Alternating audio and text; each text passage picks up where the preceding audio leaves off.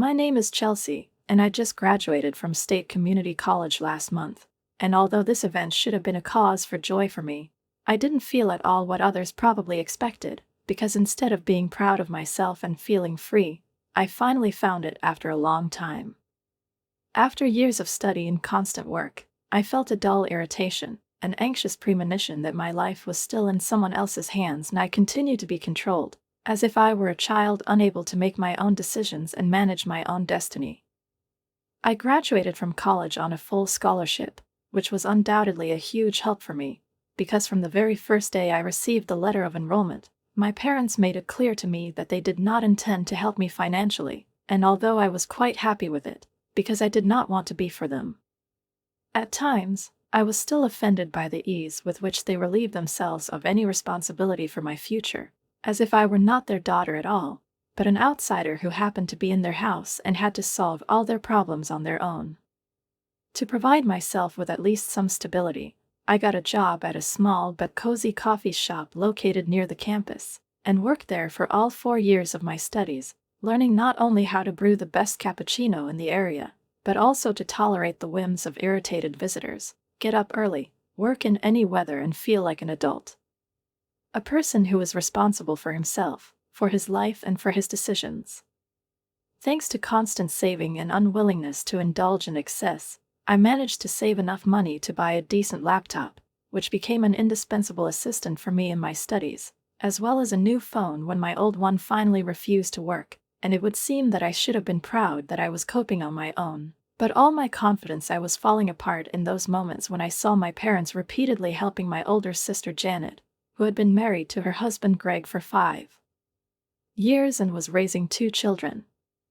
4-year-old Tommy and 2-year-old Sarah, and every time she showed up at our house with the children, my mother, without hesitation, put several large bills in her hand, which she could safely live on for a couple of weeks, and my father immediately took out brand new children's clothes from the closet, which he probably bought in advance, knowing that his beloved daughter would come again complaining about the lack of money. When this happened for the 3rd time in a month, I couldn't stand it and, staying with my mother in the kitchen, I carefully asked why they didn't hesitate to help Janet, but they never even offered me a cent, although I, unlike her, had managed all my life on my own without asking them for anything. The moment I said these words, my mother's face seemed to turn to stone, and her lips tightened into a thin line, and, stirring the sugar in the tea with a spoon, she coldly said, "Janet has children to take care of, and you only have you." End of discussion. I could have continued the conversation, argued that it wasn't the money at all, but the injustice of their treatment of me, but knowing my mother, I understood that there was no point in this, because she had already made a decision for herself, and no words could change it, so I just kept silent. Suppressing a dull resentment inside me, which I seemed to have already come to terms with, but which repeatedly surfaced in my soul, reminding me that for my parents I had always been only a minor character in their family history. When graduation finally came, my parents, to my surprise, decided to have a party at our house, and although it would seem that I should have been happy, I realized that for them it was just a way to show others what wonderful and caring parents they were, and not at all a desire to really share this with me. An important day. "We'll figure it out," Mom said when I tried to find out who would pay for the food and decorations, and I naively decided that maybe for the first time in a long time they would actually do something for me, but later it turned out that sorting it out meant spending $500 I saved for 2 months to pay for the party, and then invite all possible relatives and friends from the church, who spent the whole evening complimenting each other, admiring how my parents had done a wonderful job raising their 2 daughters.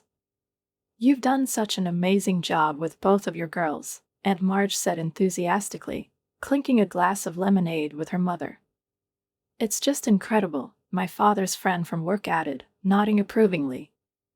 I stood next to them, smiling tightly, but inside I was boiling with anger, because no one, absolutely no one even guessed that all their words were lies, that my parents had never helped me, that I had achieved everything on my own, without their support and participation, but I didn't say anything. I just clenched my teeth and continued to play the grateful daughter, knowing that if I opened my mouth now, I would say something I would regret later. Towards the end of the evening, as the guests gradually began to disperse, my Uncle Pete, a good-natured but not overly tactful man, cornered me by the punch bowl and, after filling his glass, turned to me with a friendly smile. "So, Chelsea, what now? What are your plans for the future?" "What is it?" he asked, clearly expecting to hear something grand. I took a deep breath to contain my irritation and answered as calmly as possible. "I plan to get a job and rent my own place." But before I could continue, Mom, as if sensing that I was about to say something inappropriate, suddenly came up to me, put her hands on my shoulders, and said in that soft, sweet voice she used when she wanted to impress people, "Oh, Chelsea, there's no need to rush the rent. You can stay with us for now and save on housing." I looked at her in amazement, realizing that I was hearing about this for the first time, but judging by the approving nods from Uncle Pete and other relatives, for everyone else her words sounded like a natural and obvious gesture of care from a loving mother. "That's so generous of you, Linda," Uncle Pete admired, turning to Mom. "Rent is off the charts these days. It's so hard for young people to get started." The next morning at breakfast, when I was still sleepily moving my spoon over my bowl of oatmeal, thinking that now I would have to start a full-fledged job search and, possibly, immerse myself in endless interviews, Mom and Dad unexpectedly returned to the conversation they had started the night before, as if my indecision had no meaning for them. It was as if they had already decided everything for me and were now just communicating their will, leaving me no room to maneuver. "We've been talking a little bit about what we talked about yesterday," my father said, without looking up from his plate, in which he was carefully cutting toast, thickly buttered, as if his future mood depended on the accuracy of the cut, "and we've come to the conclusion that you shouldn't rush to move. You can stay here while you're looking for a job. There's no point in spending money on rent if you don't have a stable income yet." Mom immediately nodded, as if she completely shared his opinion, and before I could get a word in, she added softly, "Yes, dear, we just want to make it easier for you, because you are just starting your journey. Why immediately incur unaffordable expenses?" I blinked, considering their offer, but before answering, I automatically took a sip of coffee, which immediately burned my tongue, which was quite symbolic, because an unpleasant feeling was already burning inside me, as if their unexpected hospitality was hiding some kind of trick. Thanks," I managed, choosing my words carefully. "I'll think about it." And I really thought about it while I was looking for a job, because no matter how much I wanted to gain independence and separate from my parents as soon as possible, cold calculation said that their offer made sense, because I would have to pay much more for renting my own apartment than just putting up with their company. I sent out dozens of resumes, checked my email day after day hoping for a response, and, to my relief, I quickly received a job offer at a merchant trading company, albeit in the very initial position, where my duties were mainly data entry and answering phone calls. But even that seemed to me it was a good start, because at least now I could count on a steady income, even if not too much. However, the first problem arose when I started looking for housing options, because with my starting salary of $2,800 per month, I couldn't afford an apartment that would meet my expectations, and everything in my price range was so far away in the suburbs that it would take a long time to get to work.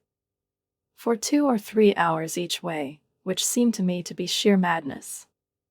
Meanwhile, my parents' house was only a 15-minute walk from my new office, and the more I considered the pros and cons, the more I realized that from a purely financial point of view, it would be wisest to stay with them until I had saved enough for a really good place to live, and therefore, although with great reluctance, I did tell my parents that I would stay with them for a while longer. "That's wonderful, dear," Mom beamed and even hugged me, and for the first time in a long time, this gesture seemed sincere to me, which even surprised me a little, but, as it turned out later, prematurely. At first, everything was really going well. About 2 weeks after I started my new job, my parents suddenly changed their behavior, starting to behave as if we hadn't had all those disagreements that had accumulated over the years, as if they were genuinely happy to have me around. Mom suddenly began to cook my favorite dishes. Dishes that hadn't appeared on our table since I graduated from high school, and my father began to wonder how my day went, and even jokingly said several times that he was proud of me. I even started to think that maybe they really realized their mistake and are now trying to fix our relationship, that maybe I was too hard on them, but then I got my first paycheck and everything changed. "We need to talk," my father said that night at dinner, putting his fork on the edge of a plate of meatloaf, and my mother immediately nodded in agreement, as if all this had been discussed in advance. "We're glad you're staying here," she began, putting on that caring smile she used when trying to soften the unpleasant news. "But now you're a working adult, Anne. And that means we expect you to contribute $400 a month for rent and another $200 for food," my father continued, not even bothering to look at my face, which was probably expressing complete shock at that moment. I almost choked on my meatloaf, because $600 a month was more than a fifth of my net salary, and although I understood that they had the right to demand rent, their amount seemed excessive to me, and, swallowing, I cautiously objected. That seems a little cool." "That's a lot less than you'd pay for your own apartment," Mom said, giving me a reproachful look, "and that includes utilities." I couldn't argue with that, but I still felt cheated, because if they had said right away that they were going to charge me money, maybe I would have thought of other options. But now that I was settled into a certain rhythm, it was useless to argue, so I nodded and, gritting her teeth, she agreed. That's how my new life began. From Monday to Friday, I worked in the office, regularly paid my parents their $600 on the first of every month, tried to save at least something so that sooner or later I could move out, but my savings grew slower than I had hoped, and although my life was far from ideal, at least I felt some stability. Until one ordinary autumn evening I returned home and found the living room full of suitcases. Janet was sitting on the couch with her arms crossed over her chest, looking annoyed. Greg was nervously pacing back and forth. Little Tommy was running in circles around the coffee table, and Sarah was crying in my mother's arms, who was trying to calm her down by swaying from side to side. "What's going on here?" I asked, putting my bag on the floor and feeling an unpleasant knot in my stomach. Janet gave me a hard look and, without even trying to soften the news, simply stated, "Greg was demoted. We can't afford an apartment anymore, so we're moving here until everything gets better." I forced myself to smile, but inside I already knew it wasn't going to end well for me. Within a few days, my life turned into an endless, exhausting nightmare that seemed to have no intention of ending, because from the very moment Janet and her family crossed the threshold of our house, it finally ceased to be my home, turning into a crowded, noisy place where I was assigned the role of a free babysitter, assistant of the service staff, by anyone, but not by an adult who has the right to personal space and peace.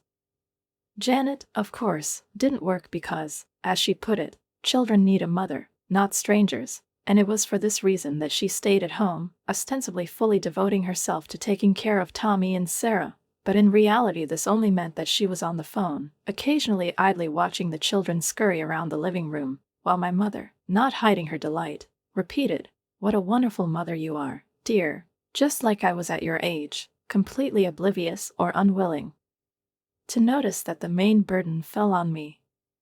As soon as I entered the house after a long, tiring day at the office, Janet immediately grabbed her purse and, halfway to the door, threw over her shoulder. "Oh, good, you're home." Tommy needed help with coloring, and Sarah had just woken up, and before I could open my mouth, she was gone, dragging Greg with her, sometimes to meet friends, sometimes to go shopping, sometimes just to get some air, and sometimes they didn't come back at all until the children were asleep, leaving I have to deal with their whims, dinner, bathing, and endless bedtime stories.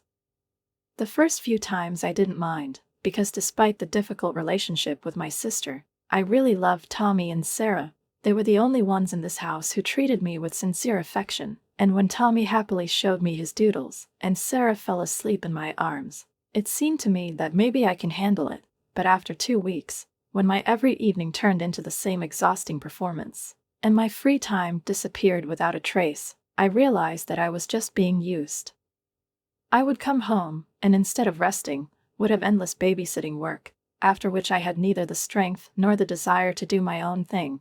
Washing was postponed until midnight, cooking the next day seemed like a feat, and just calmly taking a shower, not hurrying, not thinking about what at any moment, Someone will knock on the door asking me to hold Sarah while Mom talks to Janet. I didn't even dream about it anymore. One evening at dinner, when I was once again picking at my food with a fork, not even having the strength to pretend to be satisfied, I finally spoke, trying to remain calm, but feeling everything boil inside me. "I can't keep watching the kids every night," I said in a flat but firm voice, rearranging the food on my plate as if I were trying to organize not only dinner, but also my life, which was gradually turning into chaos. "I get very tired after work." There was a dull, drawn-out pause at the table, and suddenly Janet grinned briefly, dryly, with a hint of obvious disdain. "Are you serious now?" she snapped, looking at me as if I'd just said something not just ridiculous, but downright outrageous. "Do you think you're tired? Try to be a mom." I opened my mouth, but before I could object, my father, without even looking up from his plate, lazily said, "The family helps the family. That's what we do." I looked around the table, hoping to see at least a shadow of understanding on someone's face, but instead I saw only Mom's approving nod, as if everything that was happening was the natural order of things, and my dissatisfaction and fatigue didn't matter at all. "Then why don't you guys watch the kids sometimes?" I asked quietly, hardly hoping for an answer that would suit me. Mom shook her head with an expression of deep weariness and suffering, as if I had just suggested that she climb Mount Everest. "We're too old to be chasing babies all evening," she said with firm confidence in her voice. The next month passed without any changes. I continued to work, continued to look after Tommy and Sarah, continued to pay the rent, watching as my once proudly growing savings account froze at one point and refused to grow further because I simply did not have enough money to save anything beyond the mandatory payments. But then, 2 months after Janet and Greg moved into our house, my parents gave me another surprise. "We need to discuss something important," my father began in his usual serious voice at dinner, and when I heard this tone, I already knew that the conversation would not bring me anything good. "Our expenses have increased with the increase in the number of people in the house," Mom picked up, pretending that she was incredibly uncomfortable saying these words. "But what can we do? Circumstances compel. That's why we're asking you to contribute an additional $200 per month." I froze with a fork in my hand, feeling my insides sinking. $800? I repeated, almost in disbelief. "This is almost a third of my salary." "It's still cheaper than renting your own place," my father pointed out calmly, taking a sip of water, as if we were discussing not my financial situation, but the weather forecast for tomorrow. I looked around the table, stopping at Janet and Greg. "How much do Janet and Greg pay?" I asked, already knowing the answer, but still hoping it would be different. Silence. Mom and Janet exchanged a quick glance before Mom steeled herself and said in that icy voice that left no room for argument, "Your sister can't afford to pay the rent." "That's right," her father agreed. "She has a family to support, and you're single and have no obligations, so you need to help more." Something inside me snapped, but I held on. "I see," I managed. That night, lying in my room, for the first time I seriously started looking for apartments near work, and although even the cheapest decent studio apartment cost $1,500 per month plus utilities, which meant that I would have to live extremely economically, I realized that I needed to get out of here at all costs. But the problem was that I needed the initial amount, because I needed at least $4,000 to move, including down payments and a security deposit, and I just didn't have it, so I decided to lay low and start saving. No takeaway coffee, no extra expenses, no new things. Every cent went to my escape fund. But as it turned out, the universe, or more precisely, my family, had completely different plans for me. I immediately sensed something was amiss, not just because the suitcases at the front door and the fussy movements of the whole family did not bode well, but because it was all happening too quietly, as if they were trying their best to make everything inconspicuous while I was sleeping, hoping to sneak out before I could ask a question.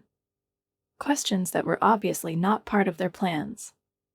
When my mom saw me, she froze for a moment, as if she hadn't expected me to wake up and find them, then quickly put on her usual, too sweet smile, which lately had only made me tense. "Oh, dear, good morning." She said it too cheerfully, too casually, which immediately made my shoulders tense. What's going on here? I looked around at the suitcases, the children's toys, the neatly stacked boxes of clothes, Greg, who was hurriedly loading something into the trunk, and Janet, who was standing off to the side with an expression of annoyance on her face, as if the whole situation was tiring her, even though I still didn't even understand what exactly was going on.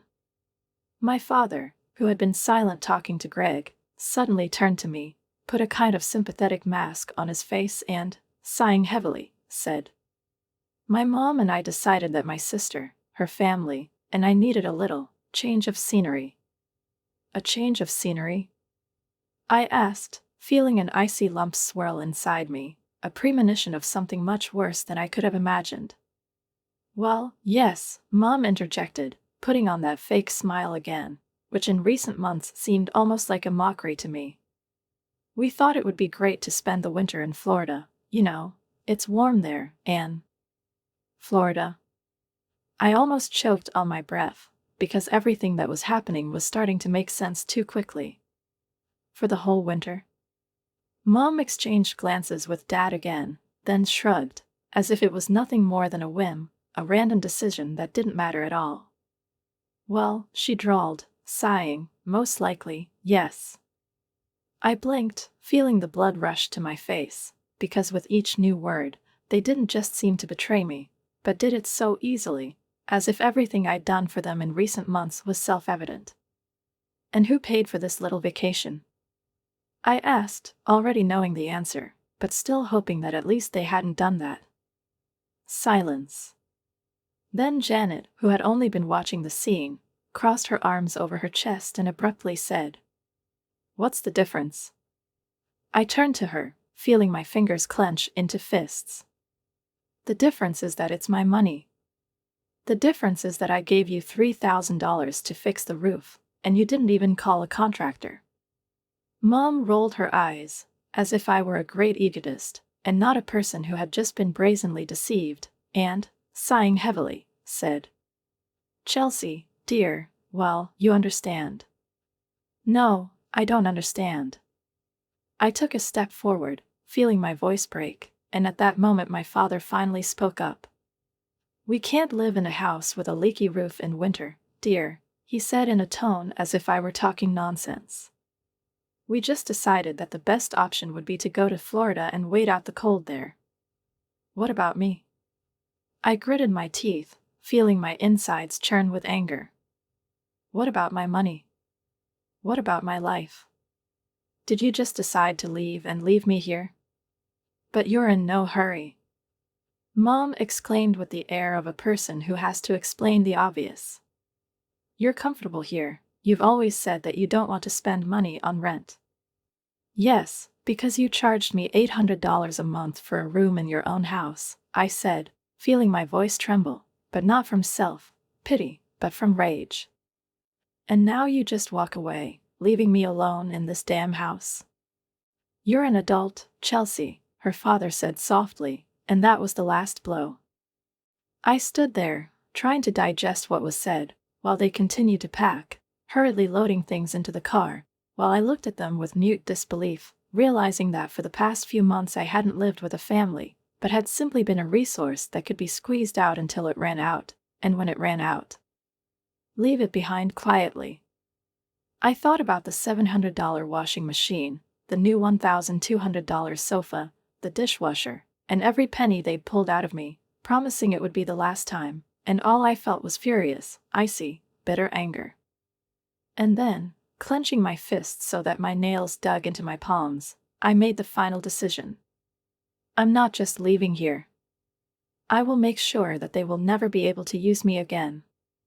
As I stood in the middle of the kitchen, stunned, looking at my parents, who, without hiding their enthusiasm, discussed their upcoming vacation in Florida, I felt a slow but inexorable rage flare up inside me, which seemed to fill every cell of my body, leaving no room for disappointment, resentment, or even surprise.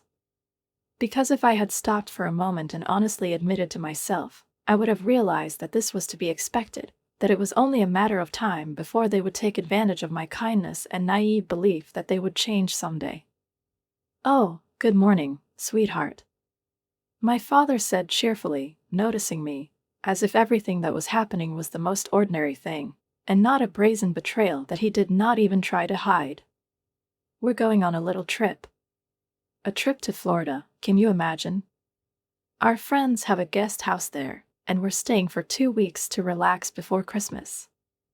I blinked, feeling the rage inside squeeze my chest, not allowing me to breathe, and before I could stop myself, my voice came out faster than I could contain it. "Where did you get the money for a vacation in Florida?"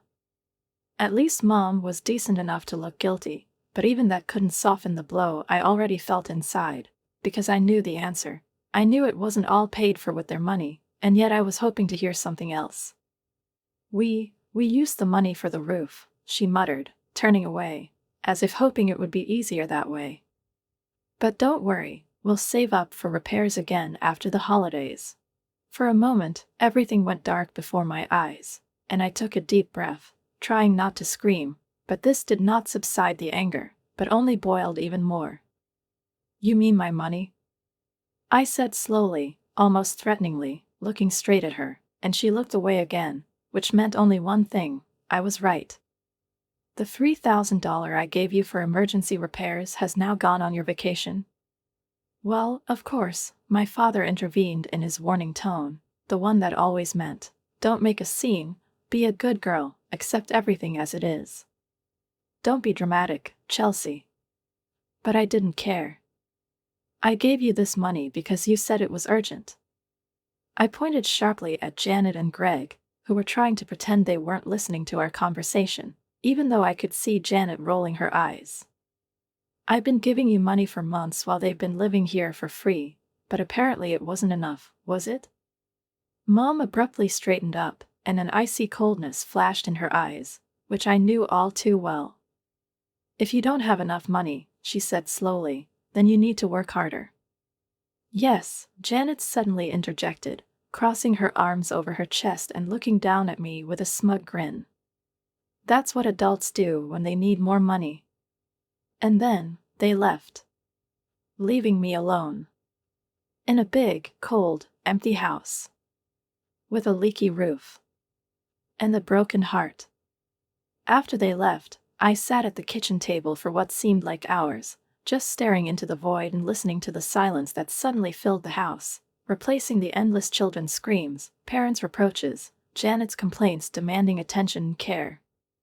And in that silence, it became clear to me that it would never stop. That they would keep taking and taking until there was nothing left of me, no money, no energy, no self-respect. I pulled my phone out of my pocket and slowly scrolled through my contacts until I found the name I needed. Liza. She mentioned a few weeks ago that her sister is looking for a roommate. I clicked on her number. "Hi, Lisa," I said when she answered, and my voice sounded strangely firm. "Is your sister still looking for someone to share her apartment? Can I get her phone number?" Lisa's sister, Megan, lived just 2 blocks from my office. The perfect location. Reasonable rent. I dialed it right away. "Lisa told me all about you," she said after I introduced myself. "She said you're super reliable and clean. I'd love to have you as a roommate." I felt the world slowly starting to recover. The next morning, I called the moving company and ordered them for the same day. Then I went through the house, making a list of everything that was bought with my money. Washing machine, furniture in the living room, coffee maker, microwave, dishwasher. I paid for all this. "I'll take it all." When the transportation company answered, I calmly said, "Hello, I need to move furniture and household appliances." "When?" "Today." "Is it urgent?" "Yes." They arrived 2 hours later. By evening, everything I bought was installed in Megan's apartment. She was thrilled. "It's amazing," she said, running her hand over the new sofa. "My place was so empty before." I felt my lips twitch into a real smile for the first time in months. "I'm glad it worked out," I said, putting my clothes in my new closet. That night, I slept better than I had in the last few months, or maybe even years, because for the first time in a long time, I woke up without feeling anxious, without waiting for someone to knock on the door with another request or demand, without having to hold my teeth with a cry of annoyance because someone had imposed duties on me again. Which I didn't choose. My new room was small but clean, with neat light-colored walls and a window overlooking a small courtyard in which someone had carefully planted several rose bushes covered with frost, and something about this view made me feel strangely calm, as if now I could finally control my life, decide what I want and what I will never tolerate again. But most importantly, this room was mine. For the next 2 days, I went to work, returned home to my new apartment, and enjoyed this feeling, a sense of freedom that I hadn't known for so long that I'd almost forgotten what it was like. I didn't tell my parents that I had moved out, not because I was afraid of their reaction, but simply because I didn't see the point in it. But then, 2 days before Christmas, my phone vibrated with an incoming message, and as soon as I saw the sender's name, I already knew that there would be something in their style inside. "Mother. We'll be home tomorrow afternoon. Please cook dinner. Nothing special, just something warm."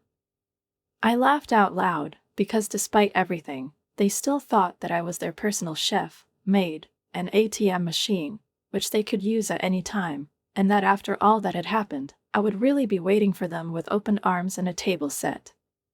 The next day, I left work early and returned to my parents' house for the last time. I wasn't going to cook. I wasn't going to spend a penny more. So I just ordered food from a cheap Italian restaurant nearby, pasta, salad, garlic bread, and put it all on the empty dining table, which was now the only piece of furniture in the living room. I even set out the plates and cutlery so as not to offend their feelings at all, and then, without saying a word, I left the house, closing the door with a key that I will never use again. The next morning, on Christmas Eve, I woke up to a barrage of missed calls and messages, and knowing who they were from, I didn't even bother to pick up the phone right away, just lay in bed, enjoying the peace and quiet that no one else could take away from me. When I finally looked at the screen, predictable but still funny chaos unfolded in front of me. "Dad. Where's all the furniture? Call me back now. Mom. What have you done? Call me back immediately. Janet. You're so selfish. Mom, crying because of you." I sighed, turned off the screen, went to the kitchen, calmly made myself a cup of coffee in my new coffee maker, glad that no one was taking this morning away from me, no one was demanding that I get out of bed earlier than I want, no one was telling me how I should feel. At 10 in the morning, when I had a quiet breakfast and took a shower, I finally decided that it was fair to respond to all these tantrums, but not because I felt guilty. I wanted them to understand that I couldn't take anything away from me anymore.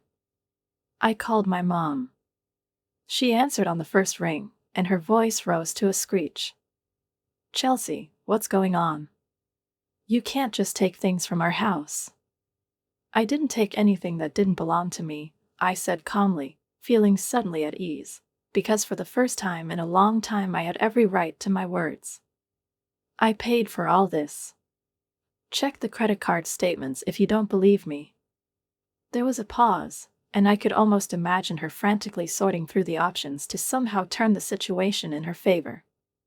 "But where are you? What is it?" she finally asked. "I've moved," I replied simply. "I found a place closer to work." It was quiet for a moment, and then her voice changed, becoming softer, pleading, as if none of what had happened had ever happened. "Honey, go home, let's talk. It's Christmas tomorrow. We are a family, we should be together." "The family doesn't exploit each other," I said calmly, not allowing myself to hesitate. "We made a mistake," Mom muttered, apparently realizing that the pressure wasn't working. "We will refund your money. Just come home for Christmas." And I almost flinched. Almost. But then, in the distance, against the background, I heard Janet's voice, which obviously wasn't even trying to hide. Tell her that we need money to repair the roof now. And that's how my resolve became stronger again. I took a deep breath before saying, I'm not coming back. Chelsea, don't be silly. Never. But the roof. The roof is not my problem. I finished paying for this house. You own it. Figure it out for yourself. You're ungrateful. Goodbye, Mom. Merry Christmas. And before she could say anything else, I hung up, blocked their numbers. All of them, Mom, Dad, Janet, even Greg, because I didn't care what he thought. Then I turned off my phone completely and went for a walk in my new neighborhood, feeling light in every step for the first time. The next day was Christmas. Megan had gone to her parents for the holidays, so I had the apartment to myself. I made a good breakfast, watched Christmas movies, ordered Chinese food for dinner, and sat by the window, watching the snow fall slowly through the glass. People might think it's sad to spend Christmas alone. But it wasn't the first time. And for the first time in a long time, I felt calm. No one used me. No one made me feel guilty. No one emptied my bank account or my energy. It's been 6 months since I last set foot in my parents' house, 6 months of silence, 6 months in which I've never woken up to other people's demands, never heard a single reproach, and never felt like someone was trying to use me again. 6 months of peace, saving money, and building a life that finally belonged to me. Life with Megan turned out to be better than I could have imagined. We respected each other's boundaries, shared responsibilities fairly, never imposed communication, and if one of us wanted to spend the evening alone, it didn't cause feelings of guilt. Sometimes, on weekends, we would cook dinner together, try new recipes, discuss movies or TV series, but if one of us wasn't in the mood, the other would never take offense, and that was the best thing about our life together. I felt like I could breathe. But the past still found a way to remind her of herself. A month ago, my cousin Rachel called me, and when I heard her hesitant voice, I already knew that the conversation would be about my family. I thought you might like to know, she said, hesitating a little. Your parents, they had to take out a loan to repair the roof. I wasn't surprised. How do you know that? Your mom told my mom that they're in a difficult situation right now because you've dumped at them, Rachel replied, and I could almost hear her rolling her eyes. The phone was quiet for a few seconds, and then she added, I told my mom what really happened. I hope this is normal. I felt a slight smile appear on my lips. This is more than normal. Thank you, Rachel. She also mentioned that Janet and her family still live with their parents, but something has changed. Mom and Dad started charging them rent. And not just to ask, but to insist, she said. Now Janet and Greg have to contribute to the bills and help around the house. I almost laughed. They've done things for them that they've never done for me. 2 months ago, I got the opportunity to lead a small project team in the office, and despite the nervous tension, I did well. Yesterday, my boss called me into her office.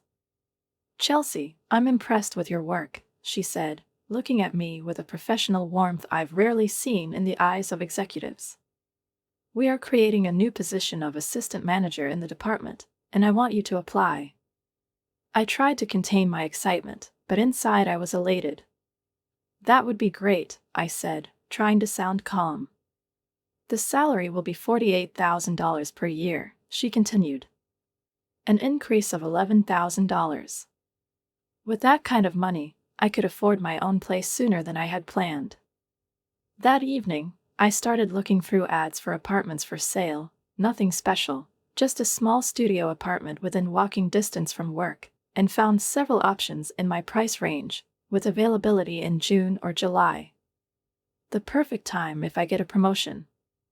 I also studied interior design, put together a digital mood board with color schemes, furniture styles and ideas for organizing the space, imagining how to make this home truly my own.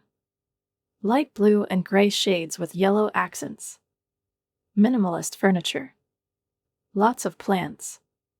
A calm, peaceful space. Last weekend, I went to Target for a few small items, and when I was on my way to the checkout, I noticed them. Mom, Dad, Janet. They were pushing a cart through HomeGoods, looking at some things, and I stopped for a second, instinctively hiding behind the nearest storefront, but not before Janet noticed me. Our eyes met. She froze, then quickly pushed Mom and pointed in my direction. Mom looked at it. And she deliberately turned around, pushing the cart in the other direction. Her father followed her without even looking back. I felt a twinge of pain, but then I remembered. I remembered every month of operation. I remembered all the money they took away from me. And the pain was gone. They made their choice. And I made mine. 2 weeks ago, I saw them again at the grocery store. This time it was just Mom and Janet. They were arguing about something in the cereal aisle. I stopped for a moment, watching them from afar, but now it felt different. I wasn't angry anymore. I didn't feel guilty anymore. They weren't my problem. And they never will be again. I walked past them with my basket without even slowing down, and none of them recognized me. I didn't approach them either. What was the point? Once I could have stopped, I could have waited for my mother to speak first, for my father to soften, for Janet to at least pretend to regret the past, but now that I looked at them briefly, at their tense faces, at the irritation in Janet's eyes, at the fatigue in my mother's expression, I suddenly realized that nothing has changed. And, most likely, it will never change. A few days later, Aunt Marge called me, my father's sister, and perhaps the only person in our family who has always been more reasonable than everyone else. "Your parents are having trouble paying off the loan," she said without preamble, as if she knew I wouldn't be surprised. "They asked the family for help." I sighed and couldn't help but smile bitterly. "I hope no one will give them money." "Most of us already know better," my aunt replied, a hint of regret in her voice. "Your cousin told us what they did to you." I wasn't surprised. "That's what I thought," I said, leaning on the arm of the chair and looking out the window. "They're looking for their next victim." "Janet and Greg are still living with your parents," she continued, as if she wanted me to know the whole picture. "But your parents started charging them rent about 3 months ago." I laughed, not out of amusement, but out of the irony of the situation. "Is Janet furious about this?" "That's right," replied my aunt. "She says that they promised her that she would be able to live there for free." "That sounds familiar," I said dryly, realizing what it was like when promises turned into empty words. "They're fighting all the time now," my aunt added, and there was something like sympathy in her voice. "Your mom called me last week and was crying because Janet called her a selfish old witch." I couldn't help but laugh. What an irony, isn't it? "Will you ever talk to them again?" my aunt asked cautiously after a short pause. I sighed. "Not anytime soon. Maybe someday, if they sincerely apologize and change their habits." I paused, and then added, "But I'm not holding my breath waiting for this day." "I don't blame you," she said, and I felt something warm, something real in her voice, which reminded me that not all the family believed my parents' version of events. "As important as it is, I think you did the right thing."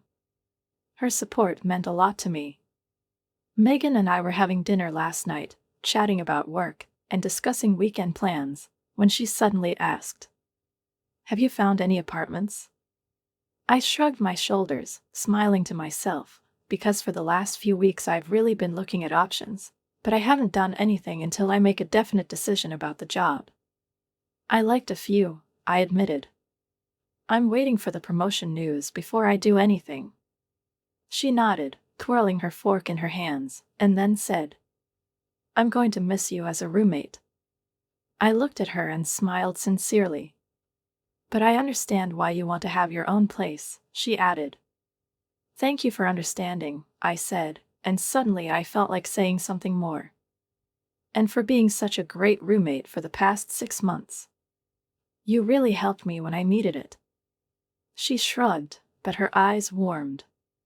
That's what friends do, she said simply. And she's right. Real friends. A real family. They help each other without keeping score, without exploiting vulnerabilities, without demanding more in return than you can give. I received an email from the HR department this morning. They asked me to come for an interview for the position of assistant manager next Tuesday. I spent the whole day preparing answers to possible questions, choosing an outfit, checking if all the documents were in order. When I was hanging my jacket back in the closet, I accidentally made eye contact with my reflection. And suddenly I realized that I looked different. Somehow more confident. No longer as someone who is afraid of disappointing someone, no longer as someone who constantly feels obligated.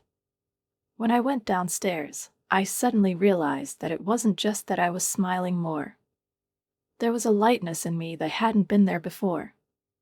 6 months ago, I was drowning, financially, emotionally, and spiritually.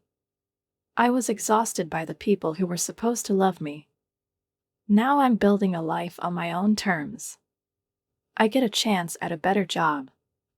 I'm saving up for my own place. I am surrounded by people who respect me. Do I miss my family sometimes? To be honest, yes. I wish I had a family that supported me, just like they supported Janet. A family that would be proud of my achievements. A family that would treat me with basic respect. But I don't miss the family I had. The one who saw in me nothing more than a resource that could be exploited. Maybe someday they will change. Maybe someday we'll have a relationship again. But I'm not going to wait for that day. I'm moving forward. My life is just beginning. And for the first time, she truly feels like mine.